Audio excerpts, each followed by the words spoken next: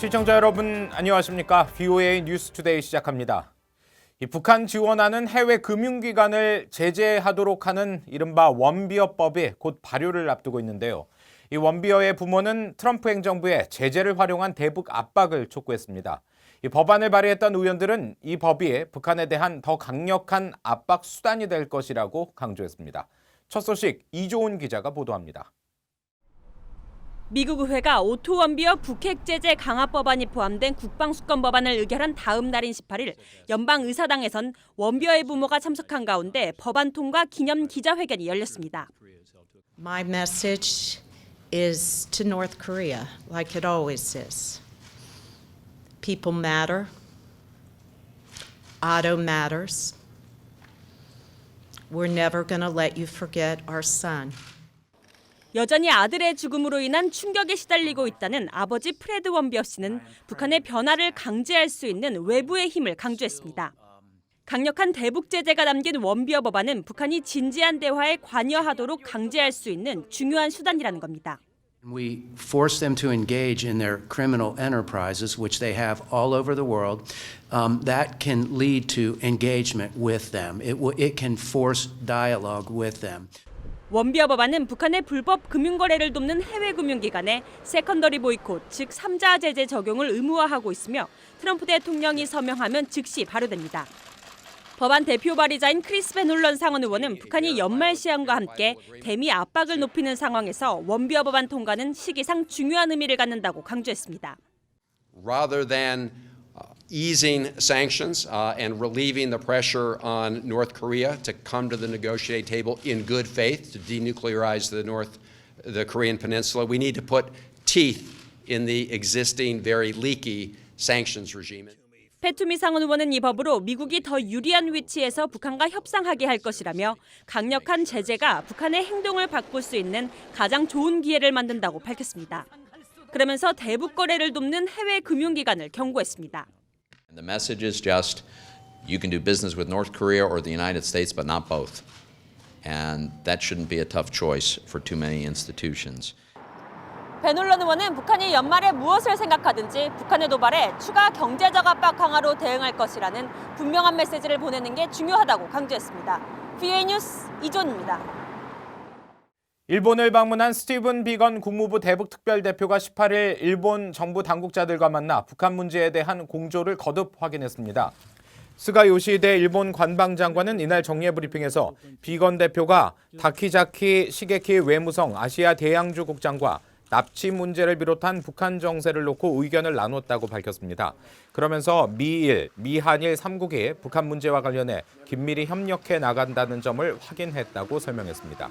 비건 대표는 일본 방문에 이어 19일과 20일에는 중국에서 당국자들과 만나 북한 문제에 대해 국제적 연대를 유지하는 방안을 논의할 예정입니다.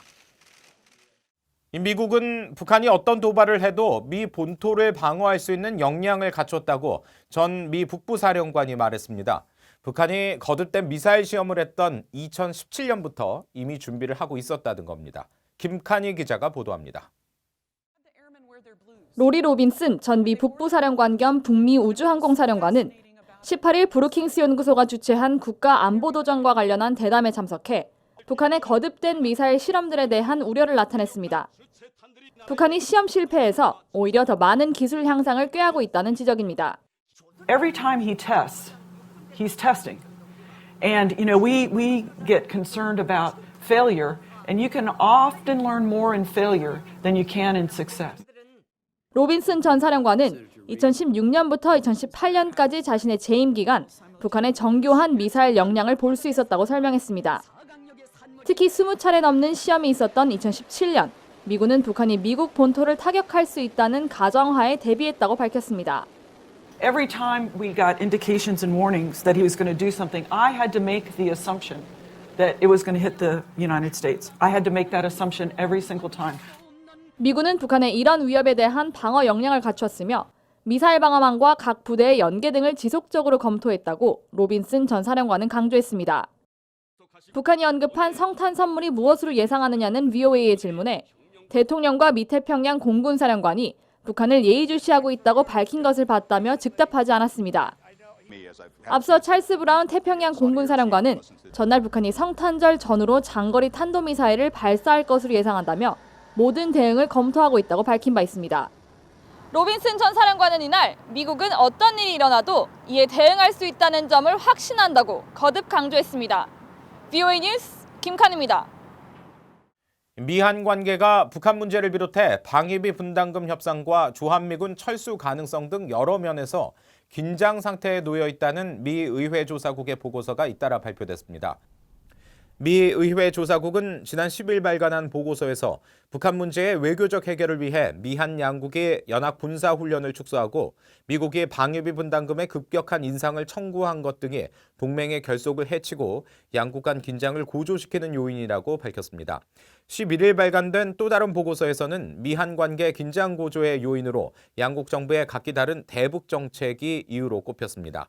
보고서는 도널드 트럼프 대통령의 일관성 없는 대북 정책과 동맹에 대한 비판이 미한 관계의 불확실성을 키우고 있다고 지적했고, 또 문재인 대통령 집권 이래 미국보다 북한에 더 많은 양보를 해온 한국 정부의 대북 정책으로 미한 관계가 주기적인 긴장 상태에 놓이게 됐다고 지적했습니다. 유엔 총회가 15년 연속 북한 인권 결의안을 채택했습니다. 북한의 인권 상황이 전혀 개선되지 않고 있다고 지적하면서 책임 규명과 처벌을 강조하는 내용이 거듭 담겼습니다. 이현철 기자가 보도합니다. 유엔 총회가 18일 북한의 인권 유린을 규탄하며 즉각적인 개선을 촉구하는 북한 인권 결의안을 채택했습니다. Situation of human rights in the Democratic People's Republic of Korea. The third committee adopted the draft resolution without a vote. May I take it that the Assembly wishes to do the same? It is so decided. 2005년 이후 15년째 채택된 결의안은 2016년부터 4년 연속 표결 없이 합의 방식으로 처리되고 있습니다. 올해 북한 인권 결의안은 북한의 인권 상황이 전혀 개선되지 않고 있다고 지적하면서 북한의 인권 유린에 대한 책임 추궁을 강조했습니다. 그러면서 북한 상황을 국제형사재판소에 회부하고 인권 유린에 가장 책임 있는 사람들에게 맞춤형 제재를 가하는 방안을 검토하는 등 책임 추궁을 위한 적절한 조치를 취할 것을 유엔 안보리에 권고했습니다. 북한 정부에 대해서는 정치범 수용소를 즉각 폐쇄하고 정치범을 석방하는 등 모든 인권과 근본적인 자유를 존중할 것을 촉구했습니다. 결의안을 작성한 유럽연합 측은 국제사회가 계속 강력한 메시지를 보내야 한다고 강조했습니다. We firmly believe that the international community must continue to send a strong message that all those responsible for violations of international human rights law and international humanitarian law crimes are to be held accountable in national, regional or international courts or tribunals. 북한은 결의안 채택이 정치적 음모라며 반발했습니다. The draft resolution has nothing to do with the genuine promotion and protection of human rights, as it is impure product of political plot by hostile forces. 올해 결의안은 미국과 일본, 영국, 프랑스, 독일 등 61개국이 공동 제안국으로 참여했습니다. 한국은 2008년 이후 처음으로 불참했습니다. BOA 뉴스 이한철입니다. 북한이 정권의 자금 확보를 목적으로 다른 나라의 정부 주도 해킹 조직과 민간 사이버 범죄 조직과의 협력을 더욱 넓힐 것이라는 주장이 나왔습니다. 미국의 컴퓨터 정보기기 제조업체 IBM사의 사이버 보안 연구소는 17일 발표한 2020 사이버 안보 전망 보고서에서 북한이 사이버 범죄 분야에서 재정적 이득을 얻기 위해 더욱 힘을 쏟을 것으로 내다봤습니다. 보고서는 특히 11개 사이버 보안 전망 중 6번째로 북한의 사이버 위협을 지목하고 북한이 내년에는 더 많은 나라의 정부 산하 해킹 조직 등 사이버 범죄 조직들과 협력할 가능성이 크다고 밝혔습니다. 국제 적십자사가 지난 9월 한반도를 강타한 태풍 링링으로 피해를 본 북한 수재민에 대한 구호 활동을 내년 3월까지 연장했습니다. 지난달 당초 한 달 예정이었던 구호 활동 기간을 내년 2월까지 늘려 5개월 연장한 데 이은 추가 조치입니다. 적십자사는 또 지난달 28일 추가 실시한 피해 실태 조사 결과 가장 큰 피해를 본 지역 4곳을 소개했습니다. 조사에 따르면 가옥 1,499채가 무너진 함경남도 영광이 피해가 가장 컸고 이어 장진, 탄척과 요독이 그 뒤를 이었습니다. 이상으로 VOA 뉴스투데이 마칩니다. 함께해 주신 여러분 고맙습니다.